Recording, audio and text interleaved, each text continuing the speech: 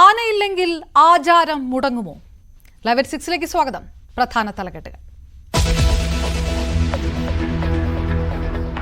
ആനയില്ലെങ്കിൽ ഹിന്ദുമതം ഇല്ലാതാകുമോ എന്ന് ഹൈക്കോടതി. മാനദണ്ഡങ്ങൾ പാലിച്ചില്ലെങ്കിൽ ഉത്സവത്തിന് ആന വേണ്ടെന്നും കോടതി. അനിവാര്യ മതാചാരമല്ല, ആനപ്രേമികൾക്കും പരിഹാസം.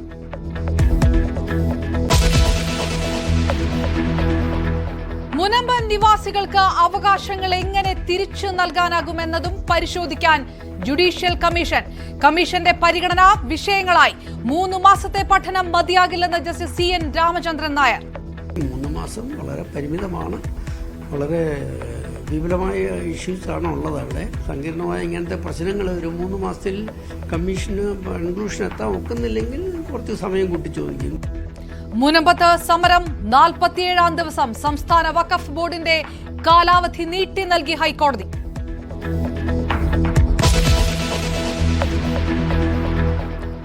ആലപ്പുഴയിൽ കുരുന്നിന്റെ ജന്മമെടുത്ത അനാസ്ഥ. നവജാത ശിശുവിന്റെ അസാധാരണ വൈകല്യം മനസ്സിലാക്കുന്നതിൽ വീഴ്ച വരുത്തിയ ഡോക്ടർമാർക്കെതിരെ കേസ്.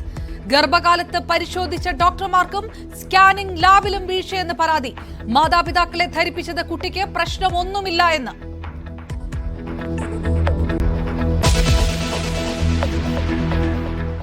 സാങ്കേതിക സർവകലാശാല VC നിയമനത്തിൽ ഗവർണർക്കൊപ്പം കോടതി. താൽക്കാലിക VC നിയമനം സ്റ്റേ ചെയ്തില്ല. VC ഇല്ലാത്ത അവസ്ഥ അംഗീകരിക്കാനാവില്ലെന്ന് കോടതി. ഗവർണർക്കെതിരെ പ്രതിഷേധം കടുപ്പിച്ച് ഇടത് സംഘടനകൾ.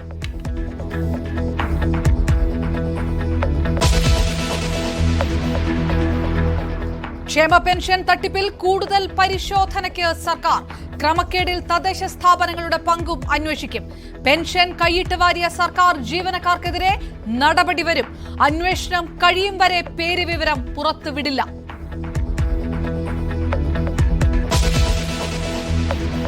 मैं प्रियंका गांधी वाड्रा जो लोकसभा की सदस्य निर्वाचित हुई हूँ, सत्यनिष्ठा से प्रतिज्ञा करती हूँ कि मैं विधि द्वारा स्थापित भारत के संविधान के प्रति सच्ची श्रद्धा और निष्ठा रखूंगी. ഭരണഘടന തൊട്ട് പാർലമെന്റിലേക്ക് പ്രിയങ്ക. ഛത്തീസ്ഗഡിൽ ഹേമന്ത് സോറനും അധികാരമേറ്റു. മഹാരാഷ്ട്രയിൽ ഫഡ്നാവിസ് തന്നെ മുഖ്യമന്ത്രി.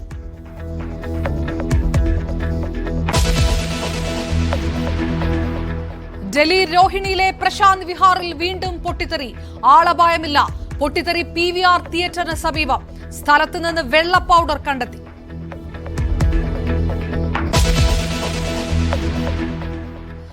ആലപ്പുഴയിൽ നവജാത ശിശുവിന് അസാധാരണ അംഗവൈകല്യങ്ങൾ.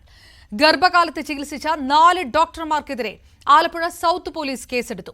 ലജ്നത്ത് വാർഡ് നവറോജി പുരയിടത്തിൽ സുറുമി അനീഷ് ദമ്പതികളുടെ കുഞ്ഞിനാണ് ഗുരുതര വൈകല്യങ്ങൾ. രക്ഷിതാക്കളുടെ പരാതിയിൽ ആരോഗ്യവകുപ്പ് അന്വേഷണം തുടങ്ങി. സുറുമി ഗർഭാവസ്ഥയിൽ ചികിത്സ തേടിയ ആലപ്പുഴയിലെ സ്ത്രീകളുടെയും കുട്ടികളുടെയും ആശുപത്രിയിലെ ഡോക്ടർമാരായ പുഷ്പ, ഷേർലി, സ്വകാര്യ സ്കാനിംഗ് സെന്ററുകളായ ശങ്കേഴ്സ്, മിഡാസ് ഹെൽത്ത് കെയർ എന്നിവിടങ്ങളിലെ ഡോക്ടർമാർക്കെതിരെയുമാണ് സൗത്ത് പോലീസ് കേസെടുത്തത്. ഗർഭകാലത്ത് പലതവണ സ്കാൻ ചെയ്തിട്ടും ശിശുവിന്റെ വൈകല്യങ്ങൾ കണ്ടെത്താനായില്ല എന്ന പിഴവിന്മേലാണ് സ്കാനിംഗ് സെന്ററിലെ ഡോക്ടർമാർക്കെതിരെയുള്ള നിയമ നടപടി. ഇതിനു മുൻപും ശിശുമരണവുമായി ബന്ധപ്പെട്ടും പ്രസവ നിർത്തൽ ശസ്ത്രക്രിയക്കിടെ യുവതി മരിച്ച സംഭവത്തിലുമടക്കം ആരോപണ വിധേയയായ ഡോക്ടർ പുഷ്പയാണ് കേസിലെ 1ാം പ്രതി. കുട്ടിക്കുള്ളത് ഗുരുതര ആരോഗ്യ പ്രശ്നങ്ങളാണെന്ന് മാതാപിതാക്കൾ പറയുന്നു. അവര് പറയുന്നത് ഞങ്ങളാൽ കഴിയുന്നത് ഞങ്ങൾ ചെയ്തു എന്നാണ്. അവരെ കണ്ടുപിടിക്കാൻ പറ്റാത്ത കാര്യമാണ്. സ്കാനിങ് സെന്ററും ആ ഡോക്ടർമാരും കാണിച്ച വീഴ്ചയാണ് ഞങ്ങൾക്ക് ഇങ്ങനൊരു ദുരവസ്ഥ ഉണ്ടായത്. ആ ദുരവസ്ഥയ്ക്ക് കാരണക്കാരായ ആരാണോ അവര് തന്നെ ഞങ്ങൾക്ക് ഇതിന് പരിഹാരം കണ്ടെത്തി തരേണ്ടതാണ്. അത് സർക്കാർ മുഖാന്തരമോ അല്ലാതെയോ മുഖാന്തരമോ അത് നമ്മളിൽ ഉള്ള പ്രശ്നമല്ല. ഞാനൊരു സാധാരണക്കാരനായ മനുഷ്യനാണ്. അന്നന്ന് ജോലിയെടുത്ത് ജീവിക്കുന്ന മനുഷ്യനാണ്. എന്നെ കൊണ്ട് ഇത്രയും വലിയ ഭീമമായ കാര്യങ്ങളൊന്നും ചെയ്യാൻ പറ്റുകയില്ല. നവംബർ 2-നാണ് സുറുമിയുടെ പ്രസവ ശസ്ത്രക്രിയ WNC ആശുപത്രിയിൽ തീരുമാനിച്ചിരുന്നത്. തലേദിവസം അനസ്തേഷ്യ പരിശോധനകൾക്കായി ആശുപത്രിയിൽ എത്തിയപ്പോഴാണ് പ്രശ്നങ്ങളുണ്ടെന്ന് ശ്രദ്ധിക്കുന്നത്. ഉടൻ വണ്ടാനം മെഡിക്കൽ കോളേജിലേക്ക് റഫർ ചെയ്തു. കുട്ടിയുടെ വൈകല്യം അവിടുത്തെ ഡോക്ടർമാർ പെട്ടെന്ന് തന്നെ തിരിച്ചറിയുകയായിരുന്നു.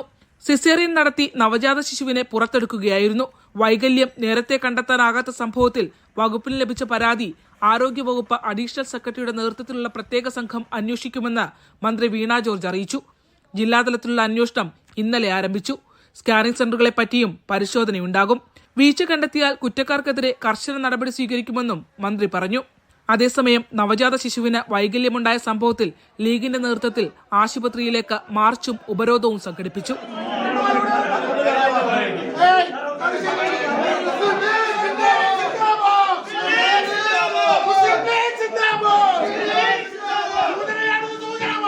ന്യൂസ് 18 ആലപ്പുഴ. മുനമ്പത്തുകാരുടെ ഭൂമിയിലുള്ള അവകാശം എങ്ങനെ സംരക്ഷിക്കാമെന്ന് അന്വേഷിച്ച് റിപ്പോർട്ട് നൽകുന്നത് പ്രധാന പരിഗണനാ വിഷയമാക്കി ജുഡീഷ്യൽ കമ്മീഷന്റെ വിജ്ഞാപനമിറങ്ങി. 3 മാസമാണ് സമയപരിധി. എന്നാൽ സമയപരിധി തീരെ കുറവാണെന്ന ആശങ്ക കമ്മീഷനായി ചുമതലയേറ്റ justice CN Ramachandran Nair news 18നോട് പങ്കുവച്ചു. മുനമ്പത്തുകാരുടെ അവകാശം സംരക്ഷിക്കലാണ് ലക്ഷ്യമെന്ന് വ്യക്തമാക്കിയിരിക്കുകയാണ് ഇന്നത്തെ വിജ്ഞാപനത്തിലൂടെ സംസ്ഥാന സർക്കാർ. അതിനുള്ള നിയമത്തിലെ വഴി കണ്ടെത്തുകയാണ് ജുഡീഷ്യൽ കമ്മീഷന്റെ ദൗത്യം. മുനമ്പത്തെ വഖഫ് ഭൂമി സംരക്ഷിച്ച് താമസക്കാരെ പുനരധിവസിപ്പിക്കുകയാണ് വേണ്ടതെന്ന ചില മുസ്ലിം സംഘടനകളുടെ ആവശ്യം പരിഗണനാ പട്ടികയിൽ പോലും ഉൾപ്പെടുത്തിയിട്ടില്ല. സമരം നിർത്താതെ തന്നെ കമ്മീഷനുമായി സഹകരിക്കാനാണ് മുനമ്പം സമരസമിതിയുടെ തീരുമാനം. അതേസമയം ദേശീയ കത്തോലിക്ക ഫെഡറേഷനും കത്തോലിക്ക കോൺഗ്രസിനും തൃപ്തി പോരാ. ജുഡീഷ്യൽ കമ്മീഷൻ അപ്രസക്തമെന്നാണ് ഇപ്പോഴും ഇവരുടെ നിലപാട്. ഇതിനിടെ കമ്മീഷനായി നിയമിച്ച ജസ്റ്റിസ് രാമചന്ദ്രൻ നായർ അന്വേഷണം പൂർത്തിയാക്കാൻ നൽകിയ 3 മാസം പോരാതെ വന്നേക്കാം എന്ന ആശങ്കയും പങ്കുവച്ചു. ഗവൺമെന്റ് അത്ര വലിയ തിരക്ക് കാണിക്കുന്നതുകൊണ്ടാണ് 3 മാസം. സാധാരണ ഒരു കമ്മീഷൻ 6 മാസം സമയം തരാറുണ്ട്.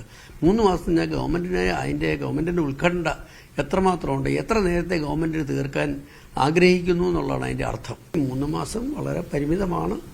വളരെ വിപുലമായ ഇഷ്യൂസാണ് ഉള്ളത്. അവിടെ സങ്കീർണമായ ഇങ്ങനത്തെ പ്രശ്നങ്ങൾ ഒരു 3 മാസത്തിൽ കമ്മീഷന് കൺക്ലൂഷൻ എത്താൻ ഒക്കുന്നില്ലെങ്കിൽ കുറച്ച് സമയം കൂട്ടി ചോദിക്കും. കമ്മീഷൻ നടപടികൾ അനന്തമായി നീളുമോ എന്ന ആശങ്ക നേരത്തെ ക്രൈസ്തവ സംഘടനകളും കത്തോലിക്ക സഭയും പ്രകടിപ്പിച്ചിരുന്നു. ന്യൂസ് 18 കൊച്ചി. ആനയില്ലെങ്കിൽ ഹിന്ദുമതം തകരുമോ എന്ന് ഹൈക്കോടതി. ആന എഴുന്നള്ളത്ത് അനിവാര്യ മതാചാരമല്ലെന്ന് കോടതി ആവർത്തിച്ചു. ആന എഴുന്നള്ളിപ്പ് മാർഗനിർദ്ദേശം മാറ്റണമെന്ന കൊച്ചി ദേവസ്വത്തിന്റെ ഹർജി ഡിവിഷൻ ബെഞ്ച് തള്ളി. ഉത്സവത്തിന് ആനകളെ എഴുന്നള്ളിക്കുന്നതിൽ ഇളവ് തേടി തൃപ്പൂണിത്തുറ ശ്രീ പൂർണ്ണത്രയീശ്വര ക്ഷേത്രം നൽകിയ ഹർജി ദേവസ്വം ബെഞ്ച് നാളെ പരിഗണിക്കാൻ മാറ്റി.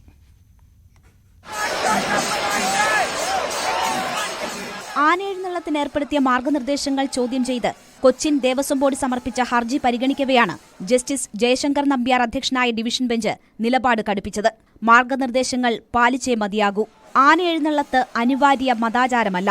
ആനയില്ലെങ്കിൽ ആചാരങ്ങൾ മുടങ്ങുമോ എന്ന് ചോദിച്ച കോടതി ഹിന്ദുമതം തകരുമോ എന്നും ചോദിച്ചു. സുരക്ഷാ കാരണങ്ങളാൽ ആനയെഴുന്നള്ളത്തിന് നിയന്ത്രണങ്ങൾ അനിവാര്യമാണ്. പരിഹാസ്യമായ വാദങ്ങളാണ് ആനയെഴുന്നള്ളത്തിന് വേണ്ടി ഉന്നയിക്കുന്നത്. ആനകളുടെ 35% ഇല്ലാതായി. കുട്ടികളെപ്പോലെ സംരക്ഷിക്കേണ്ട ജീവിവർഗമാണ് ആനകൾ. ഈ രീതിയിൽ മുന്നോട്ടു പോയാൽ 5 വർഷത്തിനുള്ളിൽ ആനകൾ ഇല്ലാതാകും. ചങ്ങലയിൽ ബന്ധിക്കപ്പെട്ട ആനകളെ കണ്ടാണോ ആസ്വദിക്കുന്നതെന്ന് ആനപ്രേമികളെ കോടതി പരിഹസിച്ചു. അപകടം സംഭവിക്കാതിരിക്കുന്നതിന് ദൈവത്തിന് നന്ദി പറയണമെന്നും കോടതി പറഞ്ഞു. ആനപ്രേമികൾ ആനയുടെ സംരക്ഷണത്തെക്കുറിച്ച് ചിന്തിക്കുന്നില്ല. ആനകൾ തമ്മിലുള്ള അകലം കുറവെങ്കിൽ ആനകൾ അസ്വസ്ഥരാകുമെന്നും 3 മീറ്റർ അകലം ഉത്തമമാണെന്നും ഡോക്ടർ PS ഈസ ഹൈക്കോടതിയിൽ വ്യക്തമാക്കി. മതിയായ സ്ഥലമുണ്ടെങ്കിലേ എല്ലാ ആനകളെയും എഴുന്നള്ളിക്കാവൂ. ഉത്സവത്തിനെത്തുന്ന ആനകളുടെ സുരക്ഷിതത്വവും പരിഗണിക്കണമെന്ന് പറഞ്ഞ കോടതി കൊച്ചി ദേവസ്വത്തിന്റെ ഹർജി തള്ളി. തൃപ്പൂണിത്തുറ പൂർണ്ണത്രയീശ്വര ക്ഷേത്രത്തിൽ 15 ആനകളെ എഴുന്നള്ളിക്കാൻ അനുവദിക്കണമെന്ന ക്ഷേത്രം ഭാരവാഹികളുടെ ഹർജി ജസ്റ്റിസ് അനിൽ K. നരേന്ദ്രൻ അധ്യക്ഷനായ ഡിവിഷൻ ബെഞ്ച് നാളെ പരിഗണിക്കാൻ മാറ്റി. നാളെയാണ് ഉത്സവം. ന്യൂസ് 18 കൊച്ചി. ADM നവീൻ ബാബുവിന്റെ മരണത്തിൽ CBI അന്വേഷണം ആവശ്യപ്പെട്ടുള്ള പൊതു താൽപര്യ ഹർജി ഹൈക്കോടതി തീർപ്പാക്കി. കുടുംബം നൽകിയ ഹർജി പരിഗണനയിൽ ഇരിക്കുന്നത് ചൂണ്ടിക്കാട്ടിയാണ് കോടതി നടപടി. അതേസമയം CBI അന്വേഷണത്തിലെ നിലപാടിൽ മാറ്റമില്ല എന്ന് CPM സംസ്ഥാന സെക്രട്ടറി MV ഗോവിന്ദൻ ആവർത്തിച്ചു. നവീൻ ബാബുവിന്റെ മരണത്തിൽ CBI അന്വേഷണം ആവശ്യപ്പെട്ട് കുടുംബം നൽകിയ ഹർജിയിൽ കേസ് ഡയറി ഹാജരാക്കാൻ ഹൈക്കോടതി ഉത്തരവിട്ടിരുന്നു. സർക്കാരിന്റെയും CBIയുടെയും നിലപാടും കോടതി ആരാഞ്ഞിരുന്നു. ആ കേസ് പരിഗണനയിൽ ഇരിക്കുന്നതിനാൽ ഇതേ വിഷയത്തിൽ പൊതുതാൽപര്യ ഹർജിക്ക് പ്രസക്തിയില്ലെന്ന് കോടതി ചൂണ്ടിക്കാട്ടി. അതേസമയം CBI അന്വേഷണം സംബന്ധിച്ച ചോദ്യങ്ങൾക്ക് കഴിഞ്ഞ ദിവസത്തെ നിലപാടിൽ മാറ്റമില്ലാതെയായിരുന്നു MV ഗോവിന്ദന്റെ ഇന്നത്തെയും മറുപടി. അവരെ ആവശ്യം കോടതിയാണല്ലോ പരിഗണിക്കുന്നത്. ആ കോടതി പരിഗണിക്കുന്നതിന്റെ ഭാഗമായിട്ട് കോടതി എന്താ എന്താണോ പറയുന്നത് അതനുസരിച്ച് കാര്യങ്ങൾ നീങ്ങിക്കോട്ടെ. പാർട്ടിക്ക് വ്യക്തമായ നിലപാടുണ്ട്. CBI അന്വേഷണത്തെ CPM എതിർക്കുന്നത് സംശയാസ്പദമെന്ന് PK കുഞ്ഞാലിക്കുട്ടി. CBI എൻക്വയറിയെ എതിർക്കുന്നത് സംശയാസ്പദം തന്നെയാണ്, യാതൊരു സംശയവുമില്ല. സാങ്കേതികമായ കാരണങ്ങളാൽ CBI എൻക്വയറി വേണ്ട എന്ന് പറയേണ്ട ഒരു വിഷയമല്ല ഇത്. News desk news 18. അടുത്ത വാർത്തയിലേക്ക്. ക്ഷേമ പെൻഷൻ തട്ടിപ്പിൽ കൂടുതൽ പരിശോധനയ്ക്ക് സർക്കാർ. മാനദണ്ഡങ്ങൾ മറികടന്ന് എങ്ങനെ സർക്കാർ ജീവനക്കാർ പട്ടികയിൽ കടന്നുകൂടിയെന്നതടക്കമുള്ള കാര്യങ്ങളാണ് പരിശോധിക്കുന്നത്. ക്രമക്കേടിൽ തദ്ദേശ സ്ഥാപനങ്ങളുടെ പങ്കും അന്വേഷിക്കും. അതേസമയം പെൻഷൻ പട്ടികയിൽ സർക്കാർ ജീവനക്കാർ ഉൾപ്പെട്ടിട്ടുണ്ടെന്ന് 2023 CAG റിപ്പോർട്ടിൽ ഉണ്ടായിട്ടും സർക്കാർ നടപടി വൈകിച്ചത് എന്ത് എന്ന ചോദ്യവും ഉയരുന്നു. ക്ഷേമ പെൻഷൻ ആനുകൂല്യങ്ങൾ അനർഹമായി കൈപ്പറ്റുന്നവരുടെ പട്ടിക നീളുമെന്നാണ് ധനവകുപ്പ് വ്യക്തമാക്കുന്നത്. ശക്തമായ പരിശോധന തുടരും. തെറ്റായ രേഖകൾ ഹാജരാക്കി പെൻഷൻ കൈപ്പറ്റുന്നവർക്കെതിരെയും നടപടിക്കാണ് നീക്കം. പെൻഷൻ മാനദണ്ഡങ്ങൾ പാലിക്കപ്പെടുന്നുണ്ടെന്ന് ഉറപ്പുവരുത്താൻ ഉദ്യോഗസ്ഥർക്ക് ധനവകുപ്പ് നിർദ്ദേശം നൽകി. സർക്കാർ ജീവനക്കാർ എങ്ങനെ ഈ പട്ടികയിൽ ഉൾപ്പെട്ടു എന്നതിനെ പറ്റിയും സർക്കാർ അന്വേഷണം നടത്തുന്നുണ്ട്. ക്രമക്കേട് നടത്തിയാകണം സർക്കാർ ജീവനക്കാർ പട്ടികയിൽ കടന്നുകൂടിയതെന്നാണ് വിലയിരുത്തൽ. അതിന് തദ്ദേശ സ്ഥാപനങ്ങളിലെ ജീവനക്കാർ അടക്കം ആരുടെയെങ്കിലും സഹായം ലഭിച്ചിട്ടുണ്ടോ എന്നും പരിശോധനയുണ്ടാകും. സർക്കാരിൽ നിന്ന് ശമ്പളമോ മറ്റേതെങ്കിലും തരത്തിലുള്ള ആനുകൂല്യങ്ങളോ ലഭിക്കുന്നില്ല എന്നതടക്കമുള്ള സത്യപ്രസ്താവന നൽകുന്നവർക്ക് മാത്രമാണ് പെൻഷന് അർഹതയുള്ളത്. ഇതെല്ലാം മറികടന്നും എങ്ങനെ ഇത്തരക്കാർ പട്ടികയിൽ കടന്നുകൂടി എന്നതാണ് ദുരൂഹം. അതേസമയം സർക്കാർ ജീവനക്കാരും പെൻഷൻകാരും അടക്കമുള്ളവർ സാമൂഹ്യ സുരക്ഷാ പെൻഷൻ പട്ടികയിൽ ഉൾപ്പെട്ടിട്ടുണ്ടെന്ന് 2023 റിപ്പോർട്ടിൽ CAG കണ്ടെത്തിയിരുന്നു. എന്നിട്ടും എന്തുകൊണ്ട് ഇത്രയും നാൾ ധനവകുപ്പ് നടപടിയെടുത്തില്ലെന്ന ചോദ്യവും ഉയരുന്നുണ്ട്. എന്നാൽ പെൻഷന്റെ പേരിൽ സർക്കാർ ജീവനക്കാരെ അധിക്ഷേപിക്കുന്ന പ്രചരണം നടക്കുന്നുവെന്നാണ് ജീവനക്കാരുടെ സംഘടനകളുടെ പരാതി. ജീവനക്കാരെ അടച്ചാക്ഷേപിക്കാതെ പെൻഷൻ വാങ്ങുന്നവരുടെ പേരുവിവരങ്ങൾ പ്രസിദ്ധപ്പെടുത്തണമെന്നാണ് ആവശ്യം. ന്യൂസ് 18 തിരുവനന്തപുരം. KTU താൽക്കാലിക VC നിയമനം സ്റ്റേ ചെയ്യാൻ വിസമ്മതിച്ച് ഹൈക്കോടതി. സർവകലാശാലയിൽ വൈസ് ചാൻസലർ ഇല്ലാത്ത അവസ്ഥ ഉണ്ടാകരുതെന്ന് കോടതി വ്യക്തമാക്കി. ശിവപ്രസാദിനെ നിയമിച്ച ഗവർണറുടെ നടപടി ചോദ്യം ചെയ്താണ് സർക്കാർ ഹൈക്കോടതിയെ സമീപിച്ചത്. വിവരങ്ങളുമായി നിയമകാര്യ ലേഖകൻ അഡ്വക്കേറ്റ് CN പ്രകാശ് ചേരുന്നു. പ്രകാശ്, സർക്കാരിന് തിരിച്ചടിയായിരിക്കുന്ന നടപടി കോടതിയുടെ ഭാഗത്തുനിന്ന് ഇടക്കാല ഉത്തരവ് നൽകാൻ വിസമ്മതിച്ചുകൊണ്ട് കോടതി എന്തെല്ലാം നിരീക്ഷണങ്ങൾ കൂടി നടത്തി? നേരത്തെ സൂചിപ്പിച്ച പോലെ തന്നെ ഈ സാങ്കേതിക സർവകലാശാല താൽക്കാലിക VC നിയമനത്തെ സ്റ്റേ ചെയ്യണമെന്ന് ആവശ്യപ്പെട്ടുകൊണ്ടാണ് സർക്കാർ ഹൈക്കോടതി സിംഗിൾ ബെഞ്ചിൽ ഹർജി നൽകിയത്. ഇത് സ്റ്റേ ചെയ്യാൻ ഹൈക്കോടതി വിസമ്മതിക്കുന്ന സാഹചര്യമാണ് ഉണ്ടായത്. ഫലത്തിൽ സർക്കാരിനെ സംബന്ധിച്ചിടത്തോളം തിരിച്ചടി ലഭിച്ച ഒരു സാഹചര്യമാണ് ഉണ്ടായിട്ടുള്ളത്.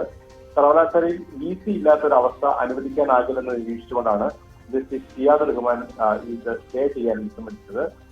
ഹർജിയിൽ ഡോക്ടർ K ശിവപ്രസാദിനെ VC ആയിട്ട് താൽക്കാലിക നിയമനം ശിവപ്രസാദിനെ സിംഗിൾ ബെഞ്ച് നോട്ടീസ് അയക്കുകയും ചെയ്തു. ഡോക്ടർ ശിവപ്രസാദിനെ താൽക്കാലിക VC ആയി ഗവർണർ നിയമിച്ചത് ഇന്നലെയായിരുന്നു. അത് സ്റ്റേ ചെയ്യണമെന്നാവശ്യപ്പെട്ടുകൊണ്ടാണ് സർക്കാർ ഹൈക്കോടതിയിൽ ഹർജി നൽകിയത്. അതിനത് സ്റ്റേ അനുവദിക്കാൻ ഹൈക്കോടതി വിസമ്മതിച്ചത്. CN പ്രകാശ് വിവരങ്ങൾ നൽകി. സർക്കാരിനെ മറികടന്നുള്ള വൈസ് ചാൻസലർ നിയമനത്തിൽ ഗവർണർക്കെതിരെ പ്രതിഷേധം ശക്തമാകുകയാണ്. SFIയുടെയും ജീവനക്കാരുടെ സംഘടനയുടെയും പ്രതിഷേധം മറികടന്ന് സാങ്കേതിക സർവകലാശാല വൈസ് ചാൻസലറായി ഡോക്ടർ K ശിവപ്രസാദും ഡിജിറ്റൽ സർവകലാശാല വൈസ് ചാൻസലറായി സിസ തോമസും ചുമതലയേറ്റു. കോടതി വിധിയുടെ അടിസ്ഥാനത്തിൽ മാത്രമാണ് VCമാരുടെ നിയമനമെന്നായിരുന്നു ഗവർണർ ആരിഫ് മുഹമ്മദ് ഖാന്റെ പ്രതികരണം.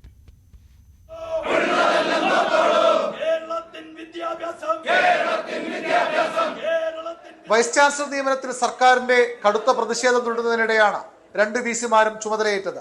സാങ്കേതിക സർവകലാശാല ആസ്ഥാനത്തായിരുന്നു ഇടത് വിദ്യാർത്ഥി ജീവനക്കാരുടെ സംഘടനകളുടെ പ്രതിഷേധം.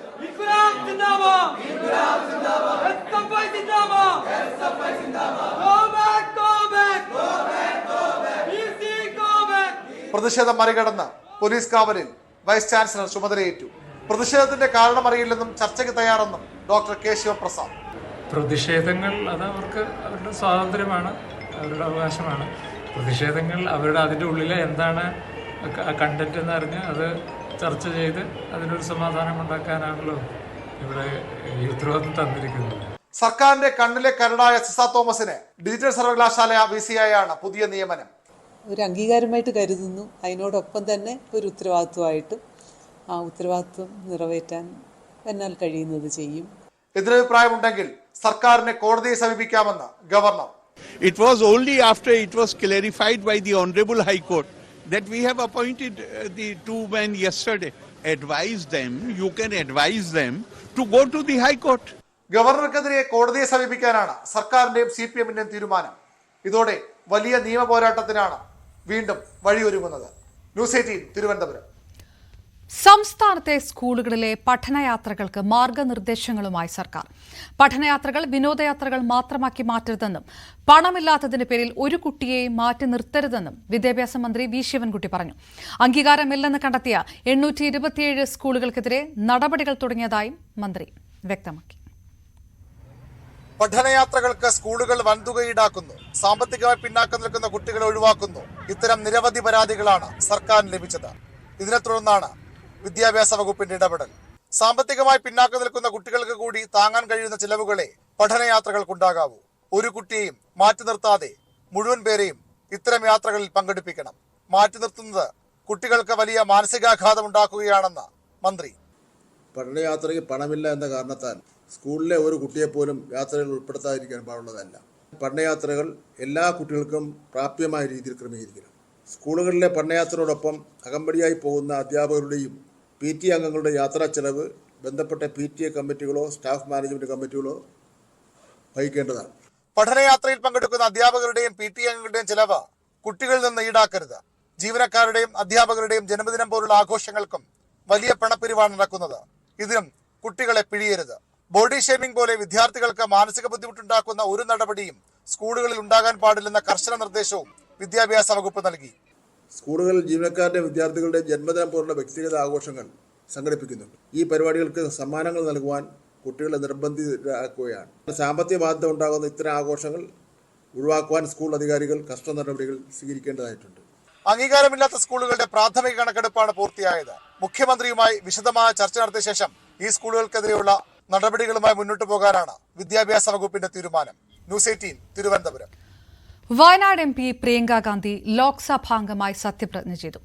കേരള സാരി ധരിച്ചെത്തിയ പ്രിയങ്ക ഭരണഘടന ഉയർത്തിപ്പിടിച്ചാണ് ഹിന്ദിയിൽ സത്യപ്രതിജ്ഞ ചെയ്തത്. സത്യപ്രതിജ്ഞയ്ക്ക് തൊട്ടു പിന്നാലെ പ്രതിപക്ഷ MPമാരുടെ പ്രതിഷേധത്തിലും പ്രിയങ്ക പങ്കെടുത്തു.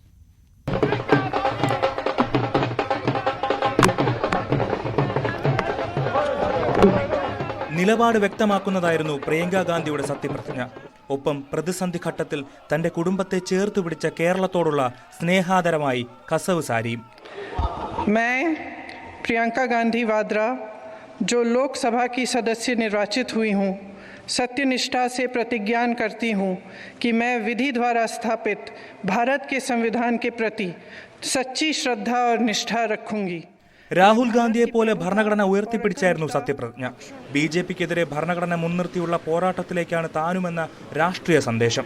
ദൈവനാമത്തിലായിരുന്നില്ല, നെഹ്റു കുടുംബ പാരമ്പര്യത്തിൽ ദൃഢപ്രതിജ്ഞയായിരുന്നു. Question number 41, Sri Ram Prasad Chaudhary.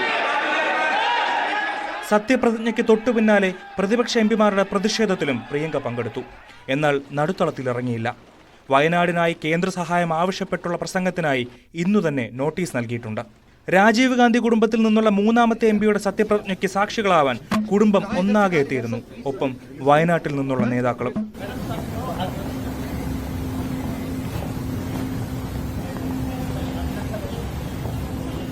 Jodo Jodo Bharat Jodo മുദ്രാവാക്യങ്ങളോടെയാണ് പ്രിയങ്കയെ പ്രതിപക്ഷ നിര സ്വീകരിച്ചത്.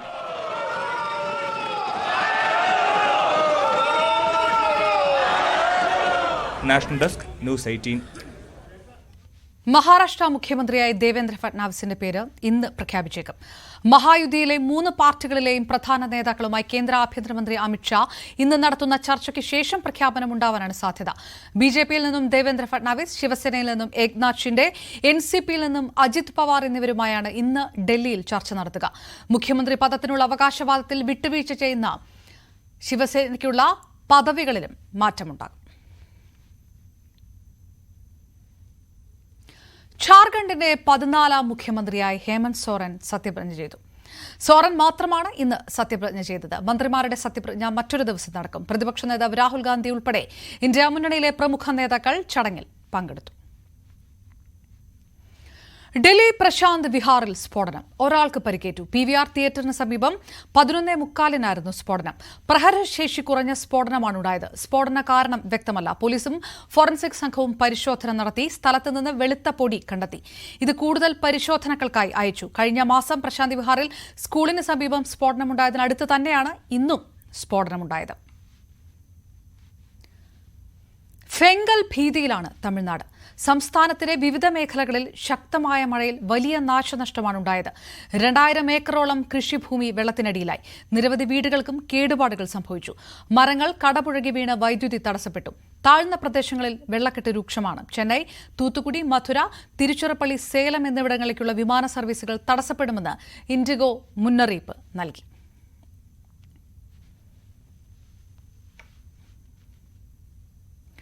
ബംഗ്ലാദേശിൽ ഇസ്കോൺ നിരോധിക്കണമെന്നാവശ്യപ്പെട്ടുള്ള ഹർജിയിൽ ഇടപെടാതെ ധാക്ക ഹൈക്കോടതി.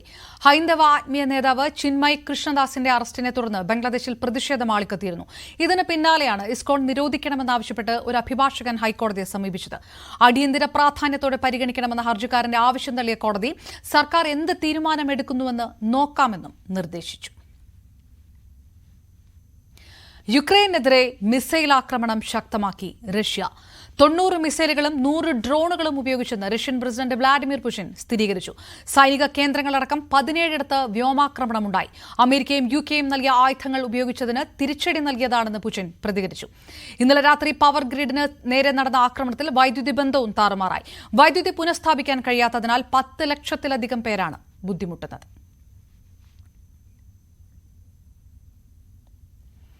കൊല്ലം അയത്തിലിൽ നിർമ്മാണത്തിലിരുന്ന പാലം തകർന്നു വീണു.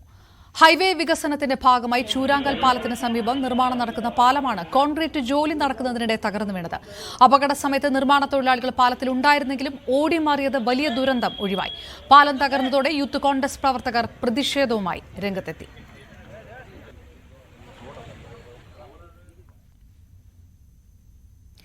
വിഴിഞ്ഞം രാജ്യാന്തര തുറമുഖത്തിന്റെ സപ്ലിമെന്ററി കൺസെഷൻ കരാർ ഒപ്പുവെച്ചു.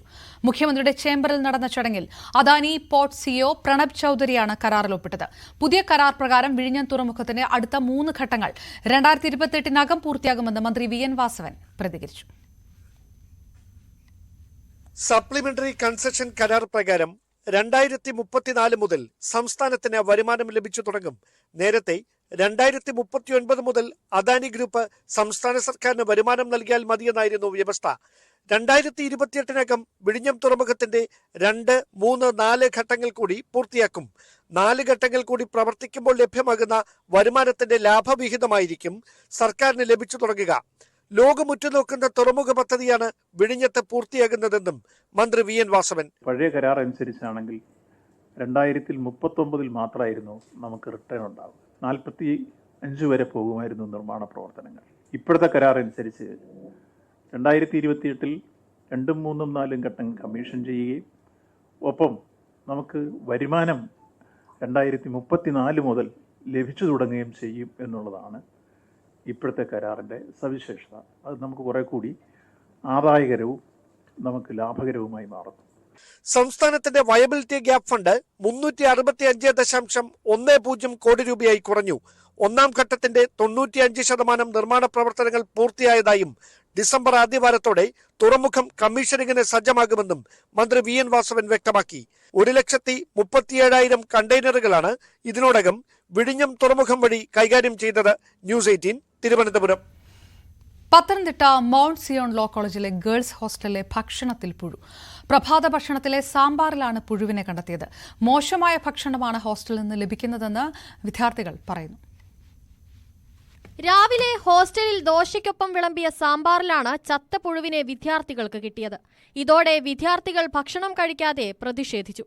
മുൻപും സമാനമായ രീതിയിൽ മോശമായ ഭക്ഷണം ഹോസ്റ്റലിൽ നിന്നും ലഭിച്ചിട്ടുണ്ടെന്നും പരാതിപ്പെട്ടാലും കോളേജ് അധികൃതർ നടപടി സ്വീകരിക്കില്ലെന്നും വിദ്യാർത്ഥികൾ പറഞ്ഞു. ഇതിപ്പോ രാവിലെ തൊട്ട് നമ്മൾ ഒന്നുമേ കഴിക്കാതെ എവിടെ നിൽക്കുന്നേ, ഇനി എത്ര നേരം ഞങ്ങൾക്ക് ഇങ്ങനെ കഴിക്കാതെ നിൽക്കാൻ പറ്റുമെന്ന് അറിയത്തില്ല. കാരണം കുറെ പേര് ഇപ്പൊ തല കറങ്ങുന്നു, BP കുറയുന്നു പറഞ്ഞുകൊണ്ടിരിക്കുക. ഇനി എന്ത് സൊല്യൂഷൻ അവർ ഓൾറെഡി പറഞ്ഞിട്ടുണ്ട് എല്ലാം ശരിയാക്കാന്ന്. പക്ഷെ ഞങ്ങൾക്ക് അറിഞ്ഞിട്ട് അത്രത്തോളം സത്യമാണ്. ഇപ്പൊ ഈ കോളേജിൽ എന്ത് പ്രോബ്ലം ഉണ്ടായാലും അവർ നമ്മളെ കൊണ്ടിട്ട് ലെറ്റർ എഴുതി ഒപ്പിടിപ്പിക്കും, ഇങ്ങനെയൊന്നും സംഭവിക്കത്തില്ല, ഇനി ഇത് ആവർത്തിക്കത്തില്ലെന്ന്. അപ്പൊ അങ്ങനെ ആകുമ്പോൾ ചിലപ്പം അവരൊരു ലെറ്റർ എഴുതി ഒപ്പിട്ട് തരട്ടെങ്കിൽ ഞങ്ങളുടെ ഭാഗത്തുനിന്ന് ഫുഡിന്റെ ഇതിൽ നിന്ന് നമുക്കൊരു പ്രോബ്ലം ഉണ്ടാവത്തില്ലെന്ന് അവർ കൺഫേം ചെയ്ത് തരട്ടെ എന്നാണ് ഞങ്ങളുടെ ഇപ്പൊ ഒരു ഒപ്പീനിയൻ എന്ന് പറയുന്നത്. പുറത്തുനിന്നുള്ള കാറ്ററിംഗ് സർവീസുകാരാണ് ഹോസ്റ്റലിൽ ഭക്ഷണം എത്തിക്കുന്നത്. വിദ്യാർത്ഥികളുടെ പരാതി സ്ഥിരീകരിച്ച കോളേജ് അധികൃതർ ഭക്ഷണം കൊണ്ടുവരുന്ന കാറ്ററിംഗ് ഏജൻസിക്ക് മുന്നറിയിപ്പ് നൽകിയിട്ടുണ്ടെന്ന് പ്രിൻസിപ്പൽ പറഞ്ഞതിന് ശേഷമാണ് വിദ്യാർത്ഥികൾ പ്രതിഷേധം അവസാനിപ്പിച്ചത്. ന്യൂസ് 18 പത്തനംതിട്ട. ISLൽ കേരള ബ്ലാസ്റ്റേഴ്സ് ഇന്ന് FC ഗോവയെ നേരിടും. കൊച്ചിയിൽ 7:30-ാണ് മത്സരം. വിജയവഴിയിലേക്ക് തിരിച്ചെത്തിയ ആത്മവിശ്വാസത്തിൽ കേരള ബ്ലാസ്റ്റേഴ്സ് വീണ്ടും സ്വന്തം കാണികൾക്ക് മുന്നിലിറങ്ങുമ്പോൾ FC ഗോവയ്ക്കെതിരെ ജയം മാത്രമാണ് മഞ്ഞപ്പടയുടെ ലക്ഷ്യം. വിവരങ്ങളുമായി ആജ്ഞ രവീന്ദ്രൻ ചേരുന്നു. ആജ്ഞ, എത്രത്തോളം ആത്മവിശ്വാസത്തിൽ കൂടിയാണ് ബ്ലാസ്റ്റേഴ്സ്?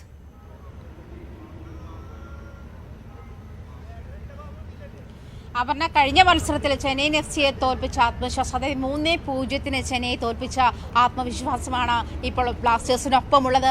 മാത്രമല്ല, സ്ഥിരമായി 9 മത്സരങ്ങളിൽ നിന്നായി 7 ഗോൾ അടിച്ച സ്ട്രൈക്കർ ജീസസ് ജിമൻസിന്റെ പ്രകടനവും, അതുപോലെ തന്നെ ക്യാപ്റ്റൻ ലൂണ തിരിച്ചത്, ലൂണ കുറച്ച് ഫോമായതിന്റെ ആത്മവിശ്വാസവും, അതുപോലെ തന്നെ സ്ഥിരതയായ പ്രകടനം കാഴ്ചവെച്ച നോവ സൗദിയും ടീമിലുള്ളതും ഒക്കെയാണ് ബ്ലാസ്റ്റേഴ്സിന് ആത്മവിശ്വാസം കൂട്ടുന്നത്. ഇപ്പോൾ 9 മത്സരങ്ങളിൽ തന്നെ കഴിഞ്ഞ മത്സരത്തിൽ 8ാം സ്ഥാനത്തായിരുന്നു, 8 പോയിന്റുമായി 8ാം സ്ഥാനത്തായിരുന്നു ബ്ലാസ്റ്റേഴ്സ്. എങ്കിൽ കഴിഞ്ഞ മത്സരത്തോടു കൂടി അത് ചെന്നൈയെ 3-0 തോൽപ്പിച്ചതോടുകൂടി ആ പോയിന്റ് നില ഉയരുകയും 11 പോയിന്റോട് കൂടി 9ാം സ്ഥാനത്ത് തന്നെയാണ് ബ്ലാസ്റ്റേഴ്സ് ഉള്ളത്. പക്ഷേ ഇന്നത്തെ മത്സരത്തിൽ ബ്ലാസ്റ്റേഴ്സിന് വിജയം കൈവരിച്ചേ പറ്റൂ. അതും 3 പോയിന്റാണ് ഈ മത്സരത്തിൽ നിന്ന് ബ്ലാസ്റ്റേഴ്സ് നേടേണ്ടുന്നത്. ഇനിയുള്ളത് 2 എവേ മാച്ചുകളാണ്. ഈ 2 എവേ മാച്ചുകൾക്ക് മുൻപായി അവർക്ക് അവരുടെ പോയിന്റ് നില ഉറപ്പിക്കേണ്ടുന്ന സാഹചര്യമുണ്ട്. മാത്രമല്ല, ഈ പറഞ്ഞതുപോലെ ഈ മികച്ച ഒരു ടീം തന്നെയാണ് ഗോവ, ശക്തരായ കരുത്തരായ ടീം തന്നെയാണ് ഗോവ. അപ്പോൾ ഗോവയെ തോൽപ്പിക്കാനുള്ള ആത്മവിശ്വാസം ചെന്നൈ കഴിഞ്ഞ മത്സരത്തിൽ ഹോം മാച്ചിൽ തോൽപ്പിച്ചത് തന്നെയാണ് ബ്ലാസ്റ്റേഴ്സിന്റെ കൈമുതലായുള്ളത്. ആ ആത്മവിശ്വാസത്തോടു കൂടിയാണ് ഇന്ന് ബ്ലാസ്റ്റേഴ്സ് താരങ്ങൾ കളത്തിലിറങ്ങുന്നതും. അതുകൊണ്ട് തന്നെ ഞാൻ നേരത്തെ സൂചിപ്പിച്ചതുപോലെ ഈ മത്സരത്തിൽ വിജയിച്ചേ മതിയാകൂ എന്നുള്ളൊരു സാഹചര്യം, 3 പോയിന്റ് ഈ മത്സരത്തിൽ നേടണമെന്നുള്ള സാഹചര്യവും ബ്ലാസ്റ്റേഴ്സിന്, ആ ക്രൈറ്റീരിയ ബ്ലാസ്റ്റേഴ്സിന് മുൻപിലുണ്ട്. മിക്കാൽ സ്റ്റാറയുടെ പരിശീലകന്റെ ട്രാക്കിലേക്ക് ബ്ലാസ്റ്റേഴ്സ് വന്നു എന്നുള്ള ഒരു നിരീക്ഷണമാണ് പരിശീലകനുള്ളത്. മാത്രമല്ല, അത് നേരത്തെ തന്നെ അത് പുതിയൊരു രീതി പരീക്ഷിക്കുമ്പോൾ അതിലേക്ക് കൃത്യമായി ബ്ലാസ്റ്റേഴ്സ് താരങ്ങൾക്ക് എത്താൻ കഴിയുമോ എന്നുള്ള ആശങ്ക നേരത്തെ ടീം ആരാധകർ ഉൾപ്പെടെ പങ്കുവച്ചിരുന്നെങ്കിൽ പോലും അവർ ആ ഫോമിലേക്ക് എത്തുമെന്ന് ഉറപ്പുണ്ട് എന്ന് പരിശീലകൻ മിക്കാൽ സ്റ്റാറെ പറയുകയുണ്ടായി. ആ ഒരു സാഹചര്യം കൂടി കണക്കിലെടുത്തുകൊണ്ട് തന്നെ ബ്ലാസ്റ്റേഴ്സ് FC ഗോവ മത്സരമാണ് വിവരങ്ങൾ നൽകിയത്. വത്തിക്കാനിൽ നടത്തുന്ന ലോക മത പാർലമെന്റിന്റെ ഒരുക്കങ്ങൾ അന്തിമഘട്ടത്തിൽ. ശിവഗിരി മഠത്തിന്റെ നേതൃത്വത്തിൽ നാളെ മുതൽ ഡിസംബർ 1 വരെയാണ് സർവ്വമത പാർലമെന്റ്. ഫ്രാൻസിസ് മാർപ്പാപ്പ സമ്മേളനത്തെ ആശീർവദിക്കും. കർദിനാൾ മിഖേൽ ആംഗൽ ആയ്സോക്കിസോട്ട് സമ്മേളനം ഉദ്ഘാടനം ചെയ്യും. ശിവഗിരി മഠം പ്രസിഡന്റ് സച്ചിദാനന്ദ സ്വാമി മത സമന്വയത്തെക്കുറിച്ച് പ്രസംഗിക്കും. ന്യൂസ് 18 വേണ്ടി വത്തിക്കാനിൽ നിന്ന് ജോസ്മോൻ കമ്മട്ടിൽ തയ്യാറാക്കിയ റിപ്പോർട്ടിലേക്ക്.